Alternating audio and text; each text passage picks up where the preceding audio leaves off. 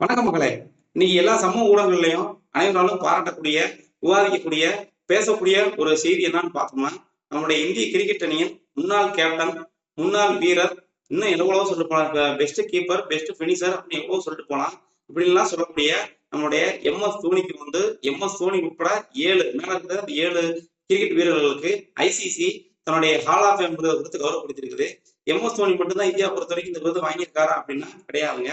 மேல இருந்து இந்த 10 பேரு எம்.எஸ். தோனிக்கு முன்னாடியே இந்த விருதை வாங்கிட்டாங்க. எம்.எஸ். தோனி 11வது ஆளு. சரி, இந்த ஹால் ஆஃப் ஃபேம் விருது அப்படின்னா என்னன்னு சிலருக்கு தெரியும், பலருக்கு தெரியாம இருக்கலாம். நம்ம இந்தியாவை பொறுத்த வரைக்கும் பாரத ரத்னா விருதை எப்படி உச்சபட்ச விருதா சொல்றோமோ அதே மாதிரி இந்த ஹால் ஆஃப் ஃபேம் விருதுன்றது ஐசிசின்னு சொல்லக்கூடிய இன்டர்நேஷனல் கிரிக்கெட் வாரியத்தோட உச்சபட்ச விருதை தான் ஹால் ஆஃப் ஃபேம் விருது அப்படின்னு சொல்றாங்க. சரி, இந்த ஹால் ஆஃப் ஃபேம் விருது யார் கிடைக்கும் அப்படின்னு பார்க்கும்போது கிரிக்கெட் விளையாட்டுல, கிரிக்கெட் துறையில தலை சிறந்த வீரர்களை தேர்ந்தெடுத்து ஐசிசின்னு சொல்லக்கூடிய இன்டர்நேஷனல் கிரிக்கெட் வாரியம் இந்த ஹால் ஆஃப் ஃபேம் விருதை கொடுத்து கௌரவப்படுத்திருக்குது.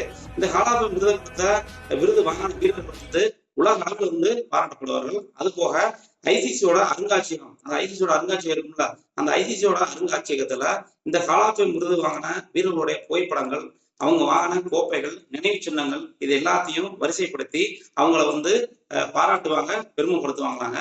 நம்ம எம்.எஸ். தோனியால இன்னும் ஒரு முறை இந்தியாவுக்கு பெருமையும் கௌரவமும் கிடைச்சிருக்குது. உங்களோட நானும் எம்.எஸ். தோனிக்கு ஒரு வார்த்தை சொல்லிக்கிறேன். நன்றி.